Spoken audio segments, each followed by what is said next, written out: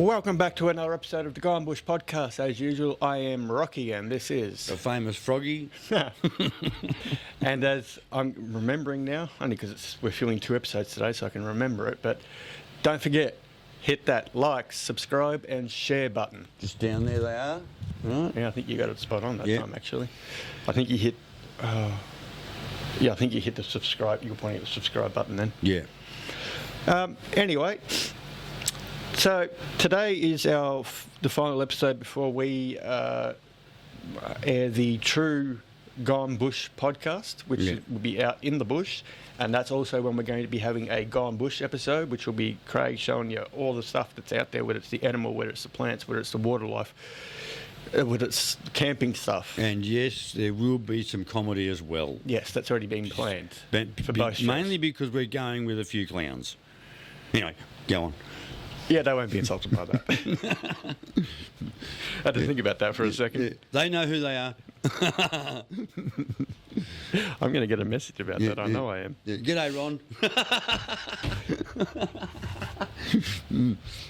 Anyway, so we thought it would be apropos, seeing as Australia is about to go into one of its hotter summers and also one of its more dangerous bushfire seasons. So granted that we're heading out there where it could be a very dangerous place to be in the middle of a bushfire. We thought we'd actually talk about the bushfires that have hit Australia in the last, how old am I? 33. So about 40 years. In the last 40 years, because that's when we've had 3 big ones. Do you remember any big fires before Ash Wednesday? No, that was probably the big one. Yeah. Well, we had a big fire at the back of our place when I lived at Pakenham. When you were a kid? Yeah. On Herne Road, and the fire brigade had to come and put that out in the cow paddock out the back. It's all housing now. Yeah, and I didn't light it. Not that one. Right. I'm gonna. I want to tell a little bit of a story there. I'm not going to use names, even though you know who you are when I'm talking about it. I set the curtains on fire. We're at the back. Don't worry about the back paddock. That's another story. Well, this was someone. You do know them.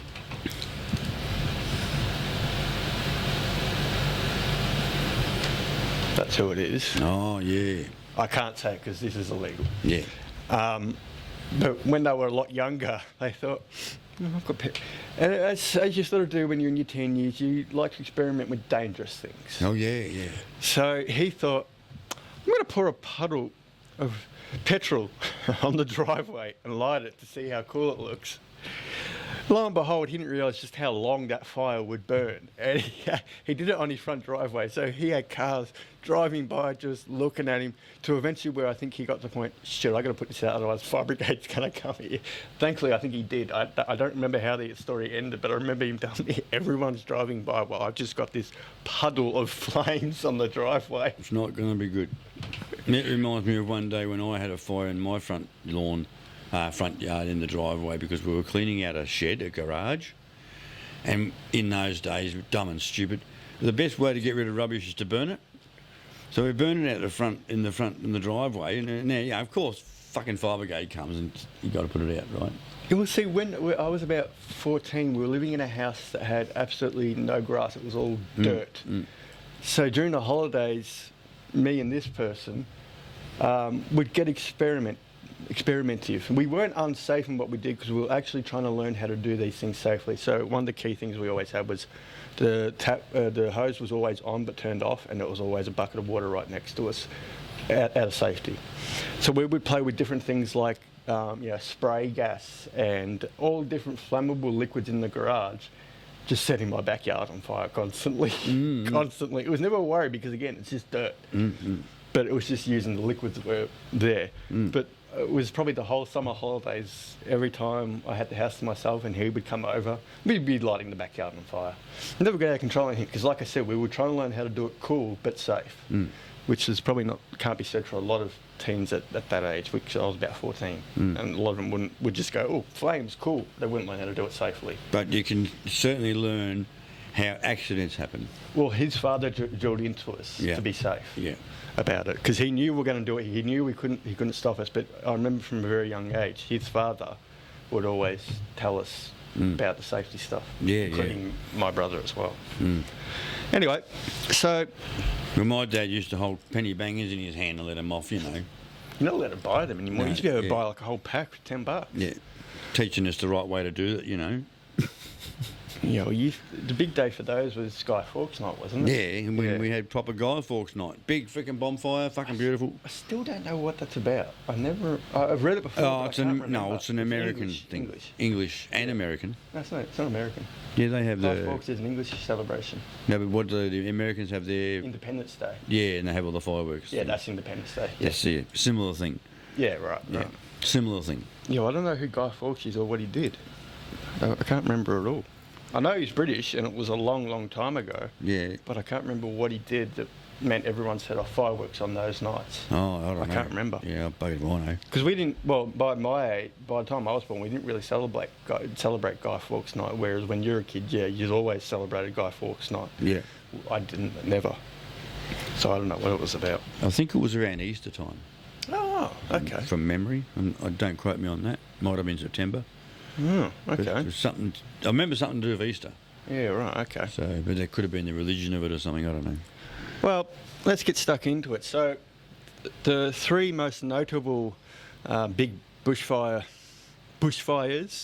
that hit Australia there were three ones.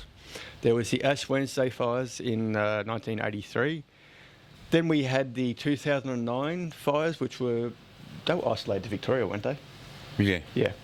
Which were horrible, and they were really bad, and we lost a lot of land and whatnot, and people and homes. And then in late 2019, early 2020, majority of Australia had, I think every state had a large bushfire at the time, or at one point or another. And there was one point where you could look on the news or even on social media and you saw a map of all the fires in Australia, to the point where people were putting out this, I think it was a hashtag or something like that, Australia is burning. Oh, Because a lot of the country was on fire. Our deserts weren't, because there's nothing to burn in our friggin' deserts. Australia burns or something. It was That's called. right. Yeah. And that, I would say, that was probably the worst bushfire stuff we've ever experienced for two reasons. One, yes, it was all over the country. But two, it was right as we were heading into COVID. So it really smacked us all hard. But, I mean, for the 2009 and the 2019 ones, I can remember things because I was around. I wasn't around for Ash Wednesday. Froggy here was. Ash Wednesday was pretty big. Yeah, and you remember that on the radio, the TV, everywhere. It was that big that I remember Dandenong was a threat. It was Wow. they were worried about it coming into town. See, and that's weird, because as it says here, it was actually mostly a southeastern Australia, but it did at times push into Victoria. Yeah. So let's have a look at that one first. So Ash Wednesday bushfires were in South Australia mainly. In 1983, well, they began on the 16th of February 1983. That's why it's called Ash Wednesday, because Ash Wednesday is a holy day. Yeah. It's not actually Ash Wednesday has nothing to do with fires. I thought ash, fire, but I thought it was called that. Interesting. But within 12 hours, more than 180 fires fanned by hot winds of up to, 110 kilometres an hour. Caused widespread destruction across the states of Victoria and South Australia. Yeah. So, but it goes in a lot more detail about the bloody South Australian fires than the Victorian ones, which seems a bit stupid, but anyway. So at the time, we'd had perfect conditions for a fire. We'd been having a severe drought and extreme weather. So that made, one of the worst fire days in history at the time. So these were the deadliest bushfires in Australia until Black Saturdays, what we called 2009 bushfires. Yeah, well, there was 75 people died, 47 in Victoria, that's how much it was affected in Victoria, 28 in South Australia. This included 14 Country Fire Authority, CFA and 3 Country Fire Service volunteer firefighters. Which is the South Australian Fire Brigade, Country Fire Brigade. Yeah. So whether it's a result of El Nino, probably. Yeah, is El Nino another thing you was could talk happening about. at the time, wasn't it? Yes. Yeah. At the time, and then of course dust storms more frequently. So, with that though, obviously Ash Wednesday, yeah, we'll in El Nino. For the 2009 bushfires, were we in El Nino or La Nina? I think it was Nino again. It was Nino. Yes, Okay, and it so we're comes back, around. and we're back in the Nino And now. we get which back is- in now. We're Yeah, at an yeah. even higher risk of fires again. It's like about a 17-year cycle, up and back. It's 9 years at a time. So every time we've had our bushfires, Yeah, it's been 8-9 during years. El Nino. Yeah. Okay. Some people think it's 8-9 years and coming back. It's not. It's 8-9 years that way, then 8-9 years back. So Yeah, that means it's right. an 18-year cycle. Okay. Yeah, And right. we're at that again now. So every 20 years or so, you get this. Yeah, right. All right? And you'll have it now for about 5 years. Will be in El Nino at the whole height of it. Yeah, well, our fires have literally increased in their where they are Yeah. and their ferocity in the last 4 we years. were 2 or 3 years away from the point of coming back again. Right. So we're up here, and we've Yeah. still got to go there, stop, then back. So the reality is we're probably not. This season is probably not our biggest bushfire No. risk. It's the later ones. There's 3 years of heat coming. Yeah, So it's the it's heat. like this. So they've got this year, Yep. then next year hotter. Because we've literally just hit El Nino. It'll haven't we? stay there for a year and not move much Yeah. because it's got to turn around. So that's another year. Then it comes back to another. That's another year still in the heat region here. That's 3 years in a row of massive heat. That's coming. I don't think this year is going to be hot. This next year will be hot. I think it'll be warm, but I don't know about the bushfires. I don't know about hot. Warm, yes. It should be warmer than last year. Yeah. Because we're Not building hot. up to, remember? Exactly. The It's next a 3 years after this stage. is where we're going to get Yeah. some serious heat. Because I think we'll just be getting, I'll say between 25 and 35 throughout this summer. Yeah. I know Sydney is about to hit 42 tomorrow. Yeah. But in Victoria, I don't think, if we do have a 40, it'll be one. Yeah. One. Well, we've got 44 or something at the moment, believe it or not, and they call it Victoria because it's on the Murray River. Oh, yeah, yeah. You know, up there it's 43 degrees, Yeah, right, at the moment. yeah. Today was 34 down here. I don't even think it got to that, to be honest. I didn't check. but No, it got to I did 33 check on in the way them. here. It was 28 by 11 o'clock. Yeah, well, no, Yeah. warmed up quick. So but I'll say that, 'cause I did also, check then. Last night was quite nice. So Yeah, it stayed it did through warm night. up, I'll say. Yeah, I don't know warmed if it up got to quick. 34 though. It was 33 on the way here. Oh, okay. Yeah, on the way. I only saw it go to 34 when I was at the lights and Oh, obviously it heated did up. then. In that case, it did. Yeah. Yeah. So on the Ash Wednesday fires, we had more than 3,700 buildings destroyed or damaged. 2,545 individuals and families lost their homes, including 340,000 sheep, 18,000 cattle, which is cows, isn't it? Cattle is cows, isn't it? Oh, yeah. Yeah. Well, it's cows and bulls. Oh, yeah, okay, so but it's the bovines. Yeah. Cattle. Yeah. Right. Cows. Yeah. And numerous native animals either dead or later destroyed. Later destroyed? But if they're burnt severely, they will destroy them. Ah, okay, right, Yeah. gotcha. So, not worth saving. No, it would be more painful for them to live. Yes. Yeah. So, and cost of antibiotics to fix them and all bullshit. Yeah. Segregation, quarantine, blah, blah, blah. No. Everyone can have a roast. Yeah, Instead. okay. Yeah. Be lots of roasts going on that week. Right. Always is. Yeah. Well, we're not going to waste it. So basically, the most damaging thing to the Ash Wednesday fires was a wind change, and they say it's the most disastrous factor, because the fires occurred just before nightfall when a fierce and dry wind change swept across South Australia and Victoria. That is really bad for fires because it changes the fire direction and can send it into different areas. Whereas when they had the current wind direction, they knew where it was going to, so they knew where to battle. So wind change is a major thing for fire brigade to have to battle because it's changing direction, and sometimes it means the flames coming back towards them. So wind changes can be a really bad thing. But at the end of it, by I think March, I'd say. You have to forgive me on that. I haven't got a date.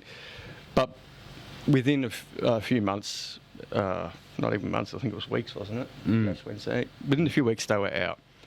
And so they obviously, as we do when bushfires, unfortunately, I'd say probably about half of them are natural, but the other half are other factors, whether it's an accident from people using power tools or people deliberately lighting them. And unfortunately, so far, every time we've had big bushfires seasons, at least a couple of those fires have been deliberately lit. Yeah, been arson, Yeah. which means that some arsehole has lit it. That's right. What that word Arson means. should Yeah, be arson short for arsehole means- because you're an arsehole. That's if what it you're an means. arsonist. Some arseholes lit the Yeah. fire. That's what that word means. Because it's not just flames. It's people, homes, animals. Yep. Police, everything. Police suspect arson again. Some arseholes fucking lit that fire again. And Okay, this is an interesting one. So it says many of the Victorian fires were thought to have been caused by sparks between short-circuiting power lines and tree branches connecting with the power lines. well, that's a maintenance issue from the power station. So that makes a lot of sense. So it doesn't actually say a lot of it was. Doesn't even say any of them were deliberately lit. So, but again, that's an issue we're facing less and less now because we're going underground. Yeah, and to distinguish whether it was deliberately lit or not is actually pretty hard because there's so many variables that it could have been lit by. Yeah, so it's only Power lines, it's only easy to lightning tell strikes. when they find an accelerant. Yeah. The guy's mowing the lawn with the big tractor. Yeah, well, the And he's Narry, run over a bit of cement, sparks. the Narry one during 2009, the Narry fire started because a guy was using his fucking drop saw Yes. and the blade sparked. Yeah, cutting steel probably. Probably. Yeah, obviously. dickhead. Why would you be doing that on a 40-degree day? I don't know. Which is the same as a grinder, which you're not supposed to be using. No, nothing that throws sparks. That's right. So, Don't even sand fucking metal. Nothing. Did you say it was on the farm? Right. No, he wasn't. It was just a house, off Ormond Road. There's a house just on there. But anyway, that's right. So that's how it starts, right? So some people do welding. I mean, It's just common sense. Don't use things of that heat and sparks on anything plus 30. I mean, I was welding a gate once for the aquarium in Dandenong, and there was all this dry grass around the gate, and this is not even the fucking bushfire. Fucking grass caught on fire. That's exactly I had to right. race and get a freaking hose. It can be anywhere. Oh, fuck me. Bushfires can start in a home. How come my ass is heating up? Oh, fuck. That's right, yeah. Bushfires can start in the home. It just shows you. And I was just welding a gate. Yeah. At the front there. It's not even in bushland, right? Just grass grid. Because I think the boss did it round up a couple of weeks before. Oh, yeah. All dead. Yeah. And I fucking couldn't believe it. And again, it was 38 degrees or 35 or something. Young cunt, You just made me bleep that. Yeah, Good one. young bloke in those days. The boss says, just go and weld it. Yeah, you'll be right. Right. Had you welded before? Yeah. Oh, thank God. Yeah. There was nothing wrong with the welding. Yeah, it's just the temperature and what you're doing it now. Yeah. What happened, The sparks coming out. Most of us here in Australia believed that Ash Wednesday was the worst bushfires we'd ever had, up until what we now know as the Black Saturday bushfires, which were here in Victoria. We both lived in areas that were hit very hard. Yeah. I was living in a place called Cranbourne, and as you know, Froggy lives here in Dandenong.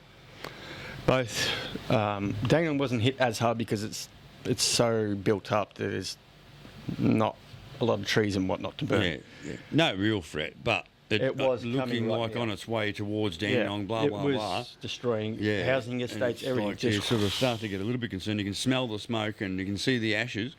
And they began on the 7th of February 2009. Now, could I be wrong, but do you remember back then, was the first major bushfire deliberately lit?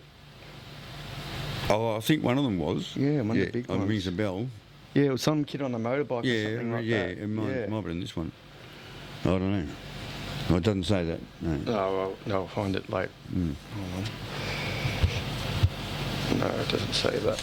Oh, yeah. No, it doesn't say if they were deliberately in it. I know a fair group of them were. We all know that because it was all over the news that they were hunting for them. I think they might have lit more than one. Yeah, I think there was several, but Yeah, only some one of them person. went off. Yeah.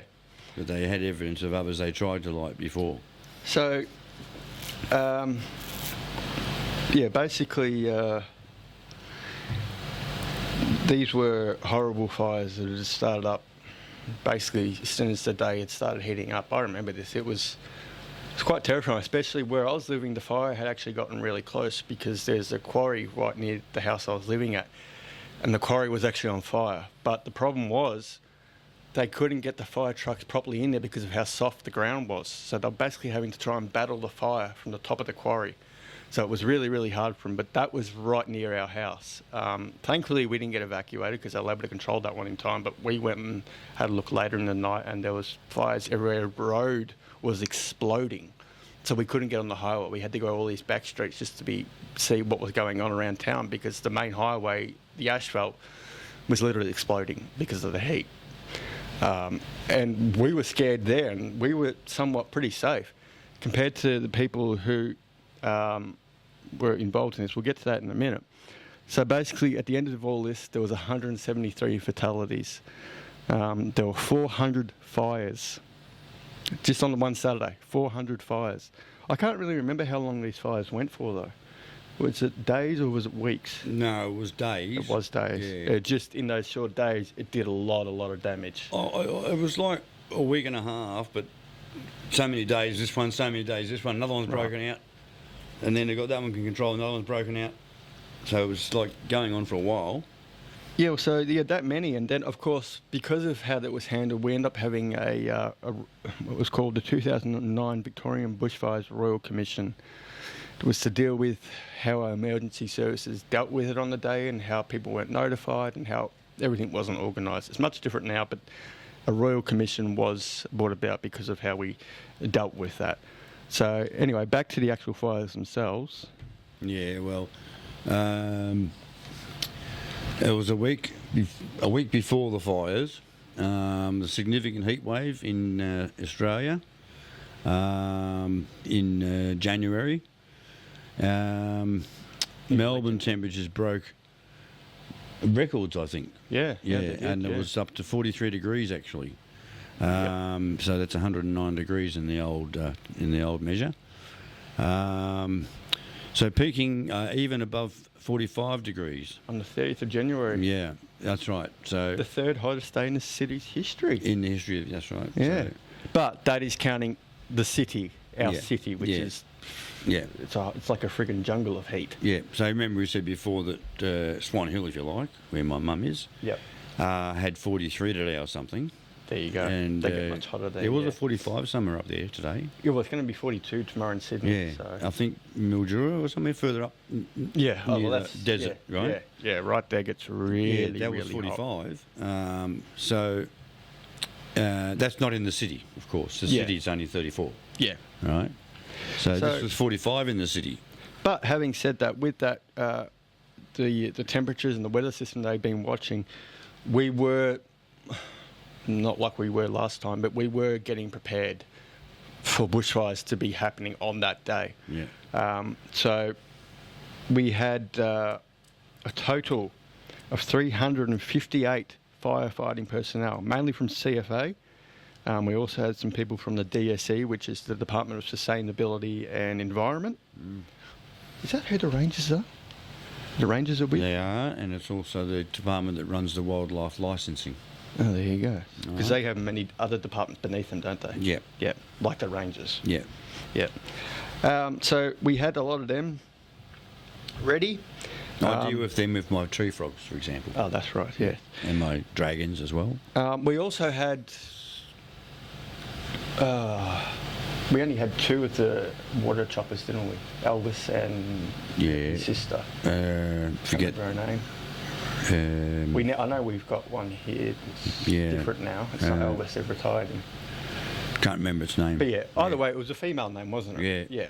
So we had Something like Max or something. Max? No, not Max. no. Something like that.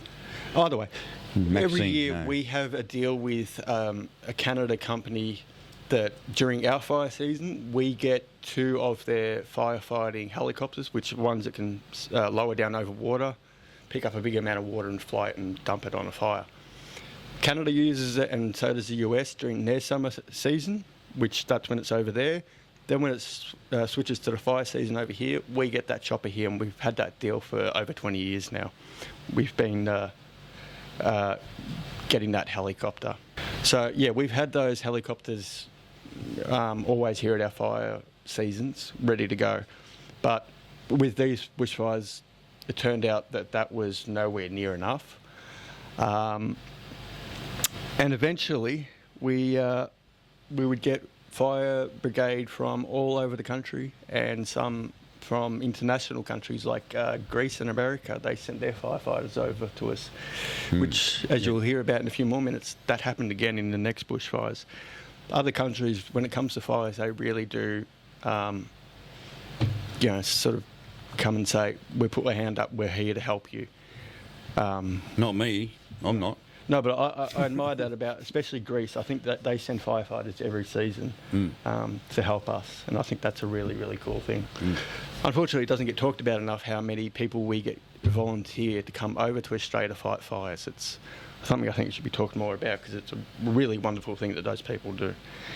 Anyway, so that day, so the Saturday progressed as it went. I wish there was a time on here, but it got to 46.4. That was in the city.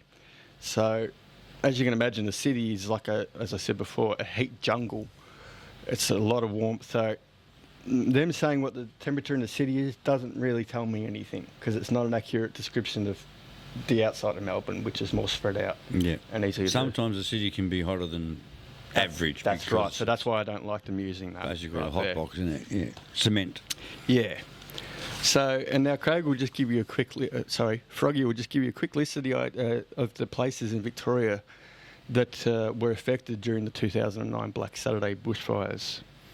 Well, the major fires were actually at King Lake, Marysville, Kilmore, Murrindindi, yeah, Beechworth, Bendigo, Redesdale, Bunyip State Park. Obviously, I'm reading off of the list, right? Yep. Central Gippsland, Dandenong Ranges. Ranges, yep. Well, just which is still relatively close, so. Yeah, I told you it was came to Dandenong, didn't I? Yeah. Wilson's Promontory, of course, it got right through there. Maroondah in the Yarra Valley out that way. Horsham, Coleraine, and Wheaties. No, I've never heard of that. I've never heard of that place. I know all these other towns, but I've never heard of that bottom one. Looks like Wheaties. For anyone, can you tell us if you've heard of this place? It's spelled Weerite. Weerite. I've never heard that before. Weerite. Yeah. Can anyone tell me how to say that? If you can, drop a comment. I actually want to know how to say that. Yeah.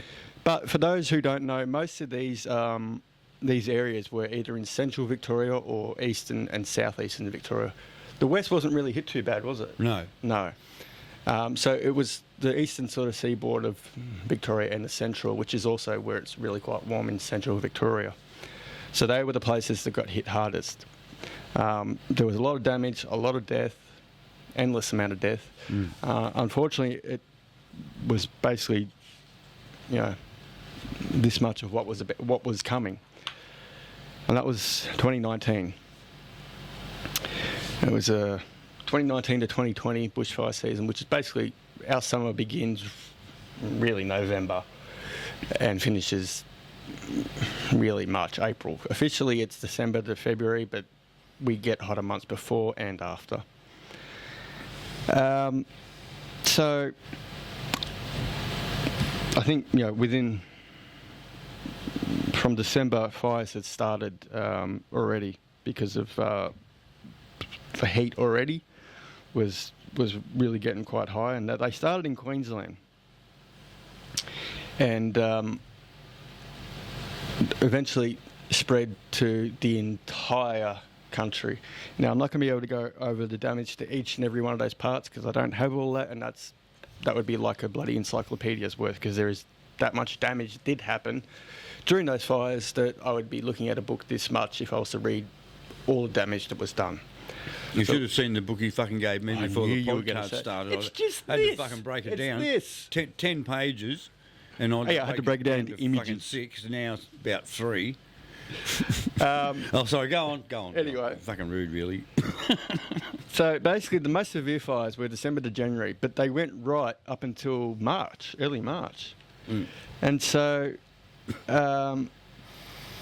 The fires burnt an estimated, this is just phenomenal. It's not all in the one area, you got to remember this is spread out. But an estimated 24.3 million hectares, or 243,000 square kilometres, if you can imagine what that would be like. It's phenomenal. Most people have never even driven that amount in their lives. It was really horrible. I'll go into some of the personal stuff about it soon. But it killed at least 34 people, 3,000 buildings gone. 34 people wasn't as many as people deaths as previous fires, but there was something worse in it. I think it shows that we're getting better. Humans, yes. Yes. We were a lot more prepared for it, and we did have... How we deal with things now. Well, yeah, and there was something else we got, but I'll go into it in a minute. But yeah, 34 people killed, and this is the really sad part. It was claimed that 3 billion terrestrial vertebrates, the vast majority being reptiles, were affected, and some endangered species are believed to have been driven to extinction from those fires. The cost of the fires was expected to exceed 4.4 billion. Just gives you a rough idea of just how much damage is done, because I think the last ones were in the hundreds of millions. They weren't in the billions. I've been driven to extinction. Not yet. You're still around, aren't you? Yeah. So, but that was the other thing. They say it may have cost, like, there was 78 to 88 billion dollars in property damage. But they also claimed that half of that money was lost to economic losses, whatever that means. But it's the cattle and shit we lost. I don't know. I couldn't quite figure that one out. I think it's all the money people had hidden under their pillows in their beds and that. All got burnt. Yeah, it's plastic, so that would have been like a accelerant. Yeah. If it wasn't for all that money under your pillow, the house wouldn't have burnt so much. I don't know how many people still do that in Australia. Don't know. It'd be interesting to find out. Not that many people would tell you they hide, because you're telling everyone. You got to tell someone, otherwise no one will find it when you die. But that's quite often what happens. People go rummage through and find money that they never knew. That's what happened with my grandparents. Yeah. Apparently, I don't know if it was my grandfather or my grandmother or both, would stash money all around the house, different bank accounts. Yeah. Apparently they're phenomenal with it. Just in case they need it or something. I don't know why they did it famine like breaks out or something and you can't go to the bank. The government's taking all the money out of the bank and you've still got 10 grand under the pillow. But basically, so from September, that's when they started, to March 2020, the fires impacted regions of New South Wales, eastern and northeastern Victoria, New South Wales, Australian Capital Territory, South Australia, Western Australia, and Northern Territory had a few. So we already had our entire fire brigade nationwide fighting these fires, and we were basically still understaffed because of how many fires there were. So that's when the Australian Defence Force, mainly in the form of the Army, mobilised air support to help with the fires. So they got their choppers to start doing water drops. Then we got a whole bunch. This was amazing when I saw this. There's a few companies out in the west that have got Black Hawk helicopters, and they were converted to be firefighters. They just said, here, we're volunteering our aircraft to help fight the fires. Fantastic. The way Australia comes together when there's a fire is pretty cool. And now we've got jumbos on board as well. Some of the aircraft companies that come on board. Yep, big sprayers. And the jumbo holds a lot of water. Yep. I mean, you've seen that one working. So just to give you an idea, and this is not even all of them, but not only did we get firefighters, but we got supplies and equipment from Canada, New Zealand, Singapore, United States, Greece. The world really, all the first world countries really sort of put in as much support as they could when Australia was burning. And it was a really cool thing to see, especially when we were all starting to be locked down into this horrible disease, crap, virus bullshit that came along. So there's only one good thing about that virus. There's nobody out there lighting fires that aren't allowed to go leave their house. I think the majority of the ones from then were naturally lit. They were natural, yes. Yeah, I think there might have been one or two deliberately, but they weren't big ones. Yes, because those kids were in their bedrooms locked up. Yeah. Right? With a mask on. And so Right. Yeah, go on. I'll go over the regions that were affected, and then Froggy will let you know when it all ended. So, regions affected: New South Wales, North Coast, Mid-North Coast, Hunter Region, Blue Mountains and Hawkesbury, Sydney, Southern Highlands, South Coast, Riverina, Snowy Mountains. Then there was they just list the states now because there was so many in these states. Victoria, Queensland, South Australia, Western Australia, Tasmania, Australian Capital Territory, Northern Territory. So that is every single one of our states and territory at one point or another during this season was burning. And then it all came to an end. When did it all come to an end, Greg? In March. In March 2020. So like another year later, really. But because Christmas came, right? Yeah.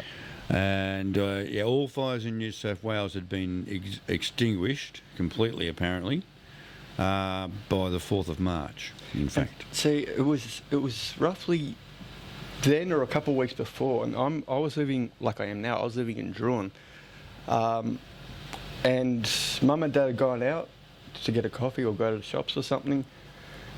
And I went in the backyard and the sky's orange and I can see the smoke pouring up, meaning it was getting really close, and I could see the ambers in the air landing on the roof.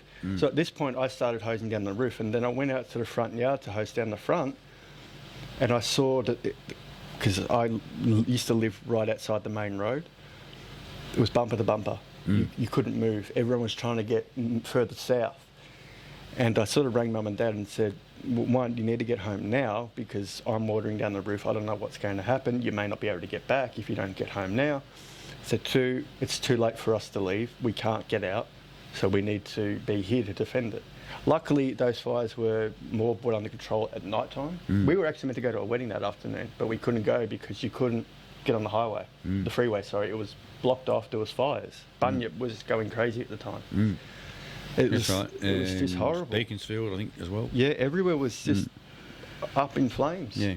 That's what I meant before when I said it was getting close to Dandenong. It was. That's not far away. No, you looked out, the sky was orange, the sun was blood red. Yeah.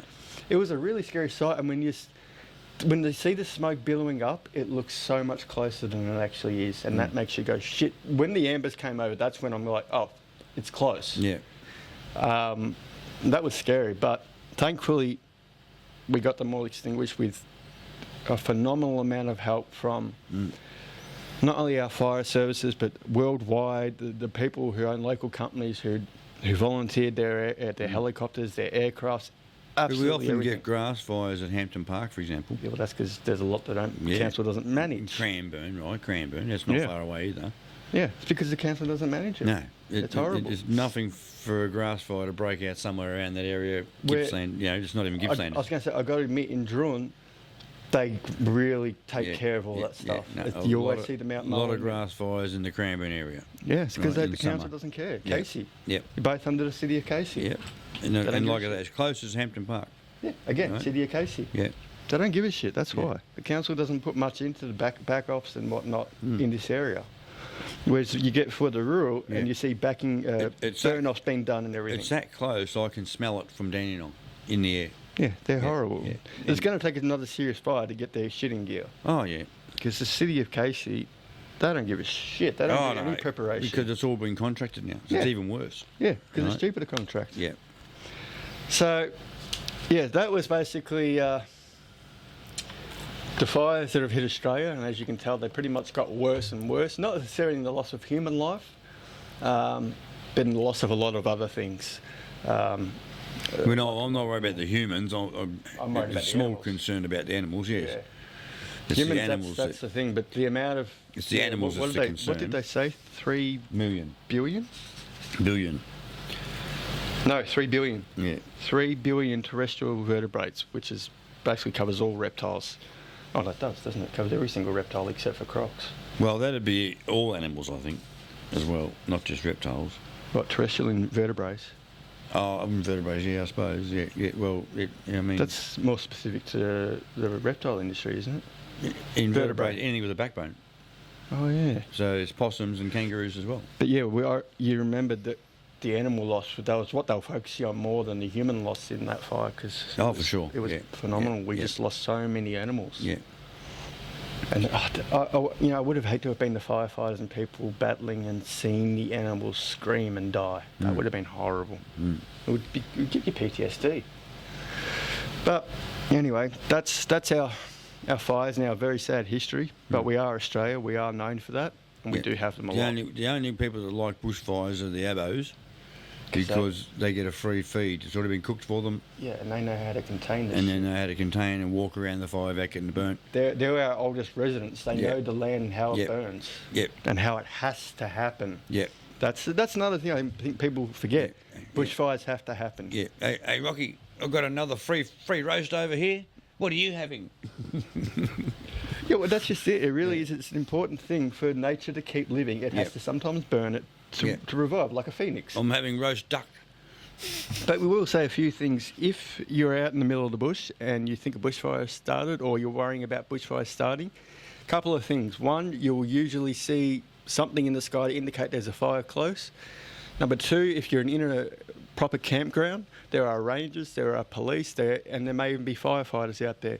You will be notified. Have a CB radio out there. I cannot recommend enough. If you go camping, get a CB radio. Yeah. It is a source of emergency communication, especially on Channel 5. Yeah. If you go to Channel 5 and say, I need help, they will get emergency help out to you, whether that's an ambulance, fire brigade, police, whatever. Yeah, and I can say this, all of our four-wheel drives have CB radios in them. Correct. And we all carry personal ones. So that's a very... as weird as it sounds, it is very, very, very important to have a CB radio when you are somewhere with no phone service. Because where we go, no phone service. Otherwise, the other guys will have handhelds. And that's the other thing. Because we have SOS up there, that means they can get emergency messages through our phones. Yeah. So if a fire happens, we will get notified on our phones, and so will you if you have a smartphone. So just remember that out there. And if it's above 30 degrees, stay away from a fire unless you've got a cooker. If you've got a gas cooker, go ahead and cook. But do not start fires. I don't Mind do you, much. I think my smoker is allowed. It is, but I wasn't going to say that. Yeah, it is, because it's a oven-contained thing. You know why I wasn't going to say that? Because there's so many idiots who don't know how to use those things properly. Yeah. And you're not one of them, so I didn't bother saying it.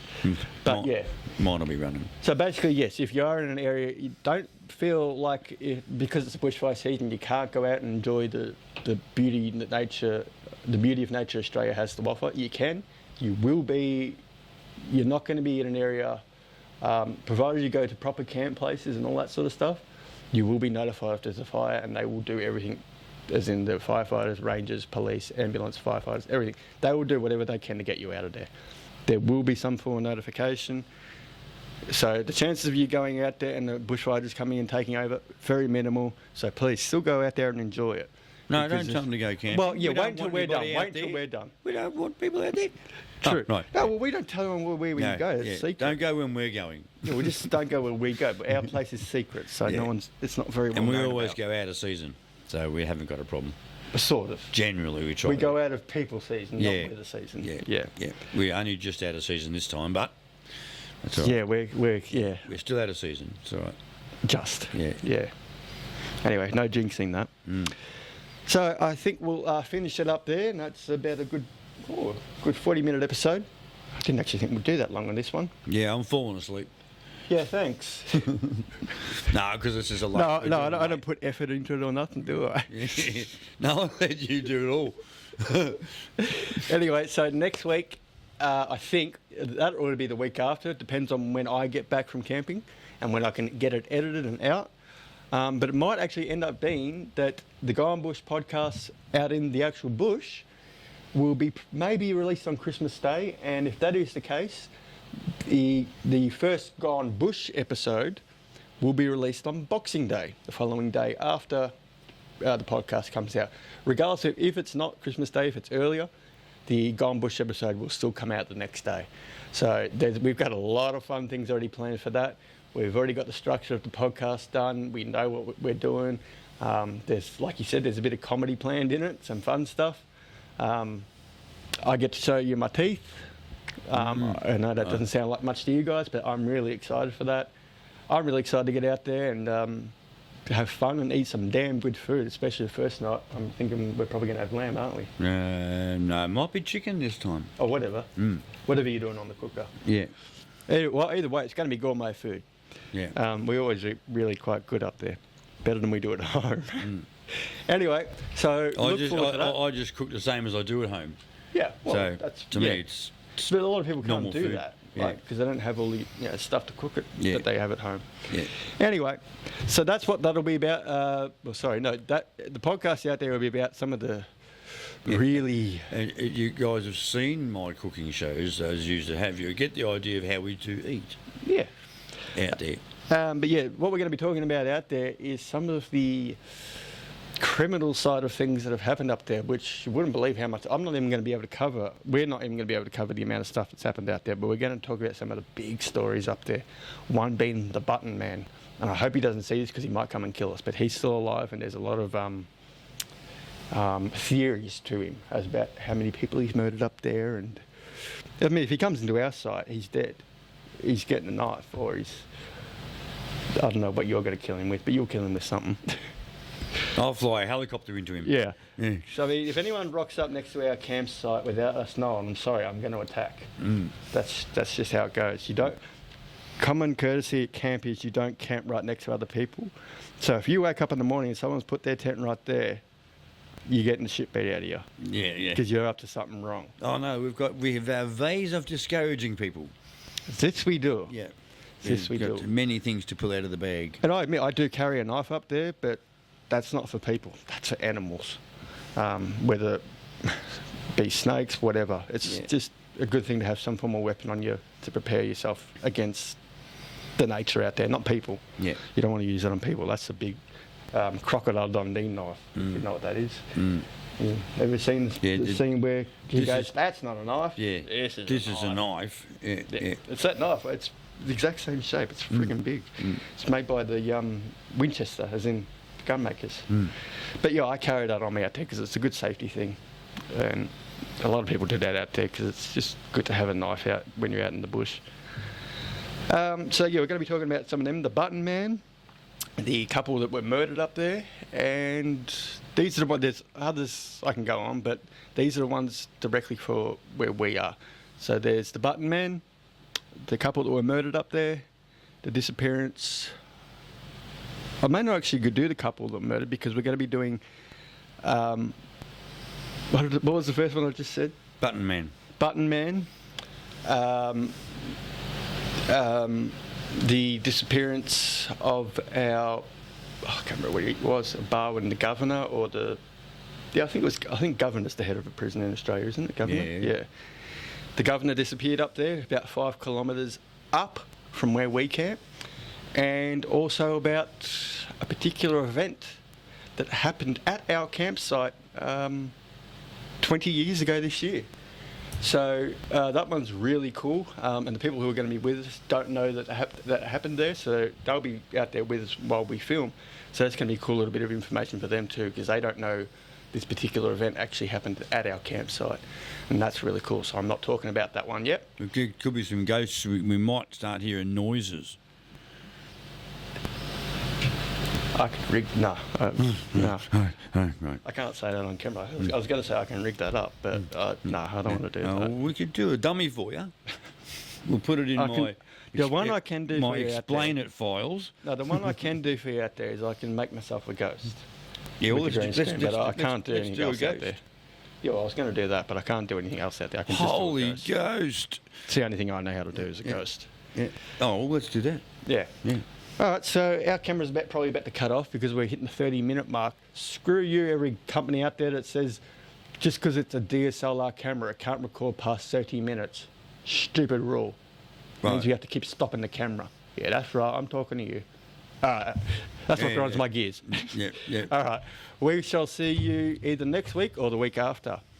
And I hope you enjoyed this episode. And I'm really looking forward to these coming episodes. So I hope you are too, because they're going to be really, really fun. So until then, I'm Froggy. I did that again. And I'm Rocky. Hey? I'm Rocky. And I'm Froggy. And don't forget to hit the like, subscribe and share button. And we'll catch you next week. Yeah. There and there. See you later. See ya.